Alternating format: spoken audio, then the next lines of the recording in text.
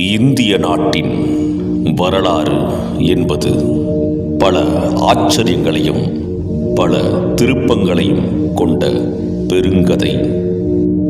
அதனை ஆனந்த விகடனின் சிறந்த எழுத்தாளர் திரு மதன் அவர்களின் படைப்பான வந்தார்கள் வென்றார்கள் என்ற நூலின் எழுத்துக்களையும் எனது எழுத்துக்களையும் கொண்டு நான் உருவாக்கிய சிறு காணொளிகளை தொகுப்பாக்கி உங்களுக்கு சமர்ப்பிக்கிறேன்.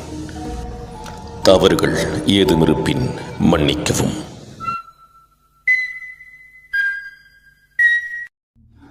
பரீட்சையில் பலமுறை தோல்வியடையும் மாணவரை கஜினி முகமதுவுடன் நாம் வேடிக்கையாக ஒப்பிடுகிறோம்.